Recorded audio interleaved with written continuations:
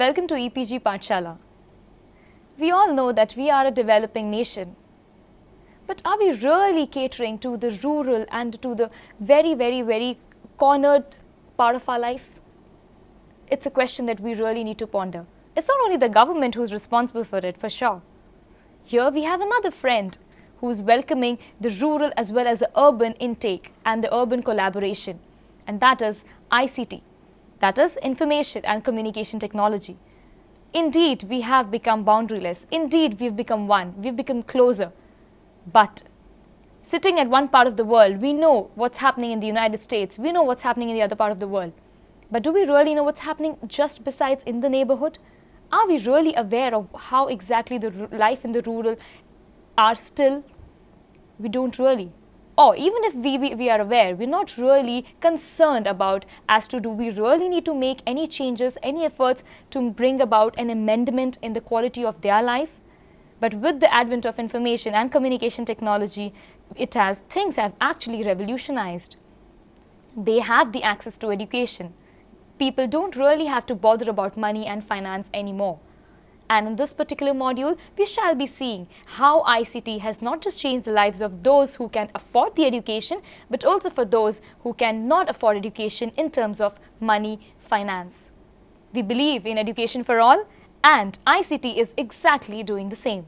Let us now understand certain pointers that we have for this particular module. Rural areas often lag behind in terms of essential infrastructure, services such as transportation, health, education, and government services. This creates a political as well as the ethically unacceptable inequality of services and opportunities for rural populations, which prevent them from participating appropriately and fully in socio-economic and political life of the nation. Sadly, but rural isolation and deprivation is still continuing. The concept of good government implies accountability, transparency, participation, and openness. ICT can strengthen the role of each governance pillar in rural development. It can facilitate speedy, transparent, accountable, efficient, effective interaction between the public, citizens, business, and other agencies. Now, let us go through the impact of information and communication technology on rural development. First, encourage social transformation. One of the main reasons for inequitable distribution of economic gains between the haves and the have-nots is the gap in access to information. ICT plays an important role in bridging this gap. Access to information is of fundamental importance to any developmental process. The recent development of ICT is greatly facilitating the flow of information and knowledge beyond the borders of socio and economic status. ICTs are now widely recognized as a critical tool to tackle developmental issues,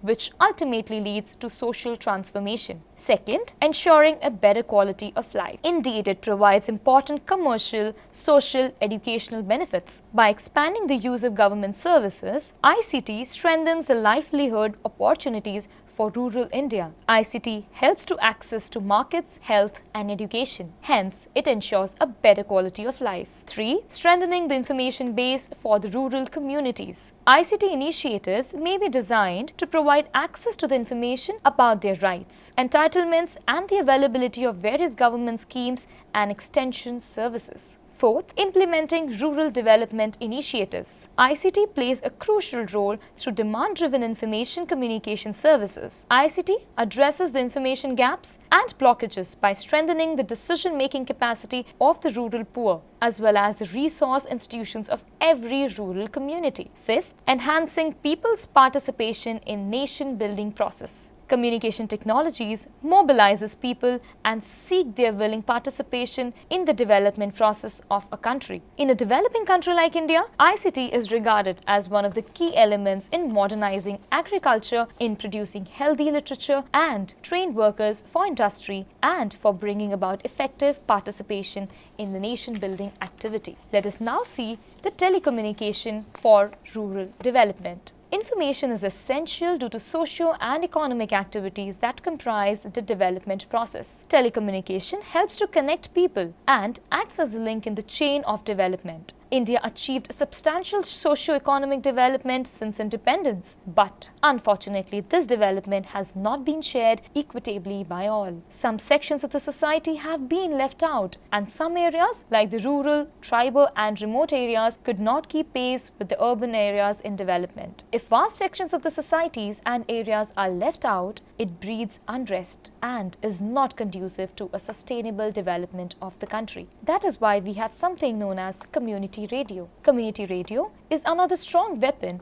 to catalyze the process of socio-economic development of rural population through creating awareness among beneficiaries about government policy and programs, facilitating them to understand the procedure to secure benefits of these programs and easy access to public services and seeking redressal of their grievances. Indeed, community radio is a blessing for all. Community radio is a participatory medium through which information is communicated to the rural communities. In the different parts of the world, community radio is also referred to as rural radio or cooperative radio or participatory radio, alternative radio, popular radio, educational radio, community FM, association radio and bush radio as well. The basic characteristic of community radio is that community owns it to serve the needs of the community. Most significantly, it is the participatory nature as people actively take part in formulating the station's policy, strategy and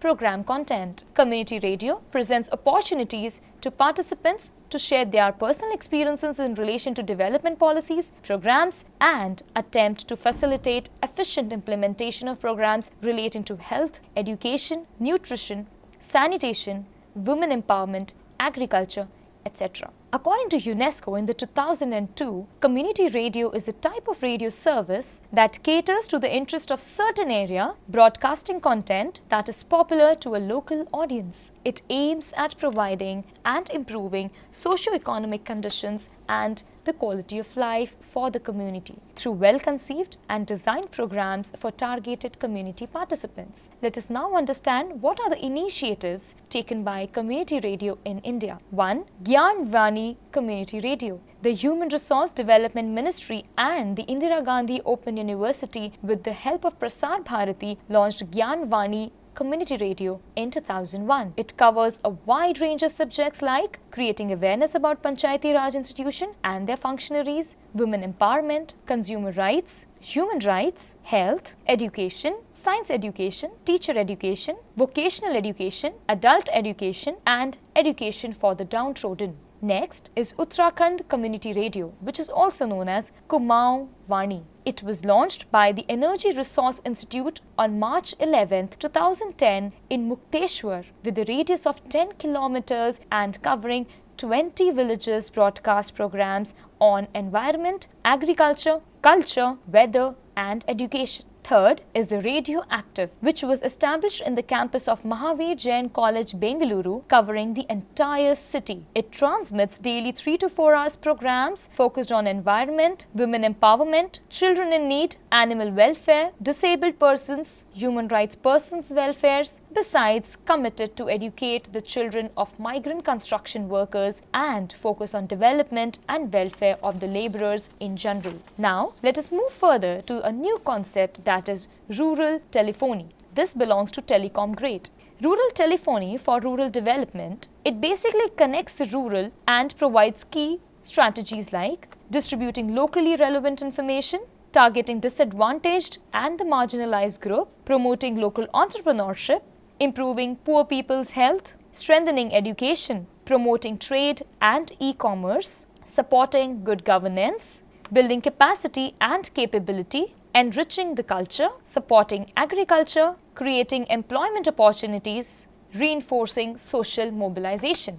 Let us now focus on some of the other ICT related projects. 1. E-Panchayat. Technically speaking, E-Panchayat system is web-based and end-tired and functions like application service provider, enabling panchayat level digital services for all the stakeholders. The stakeholders are nothing else but the citizens, elected representatives, Gram Panchayat officials, the government and the knowledge workers. But it should not be merely perceived as an ICT-enabled system of governance that provides public services on demand. It promotes virtues of good governance and deepens democratic values in society. It creates an environment in which people feel empowered, establishes a system that ensures people can easily avail their fundamental rights to information, and broadens the scope of local government. The process of e-governance has already been started by the Government of India, and they have decided to open 1 lakh common service centers across the country under NEGP in order to make all government services accessible to the common man in his locality, and also ensure efficiency, transparency, reliability of such services at an affordable cost to realize the basic needs of a common man. Now, the Government of India has initiated the process to equip all the Gram Panchayats with computers or provide access to computers with broadband connectivity. All panchayats at all the levels need to be equipped with computing hardware and connectivity over the next 3 years. The approach would be first used in the kiosks,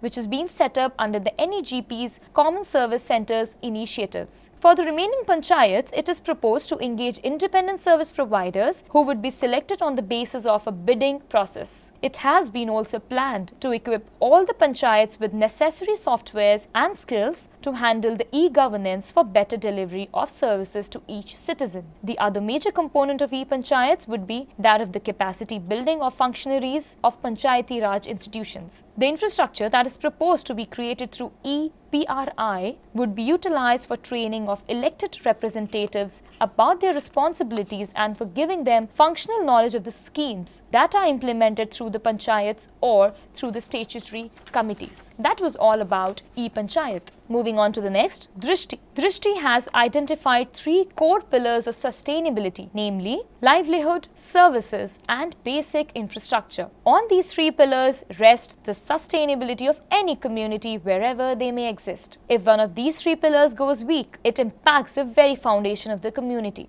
Drishti has worked in the first phase of its growth on the services pillars. It has now provided education, health, availability of household products, and banking services for the last 13 years in over 5,000 villages. Over the last 2 years, it has also started focusing on the livelihood pillar, which is expected to impact the maximum. It expects to partner with the government and other larger stakeholders to build up the infrastructure pillar. Sustainability of self-contained communities is needed to build a strong world. For us, sustainability means a world which is more equitable, which is more open, and which regards respects for each human civilization and its cradle. By ensuring sustainability of marginalized communities, we wish to create models of success which can be emulated the entire world. With a little bit of the support of these communities, role models have already been established for the future world. During the last 5 out of the 12 years of our existence,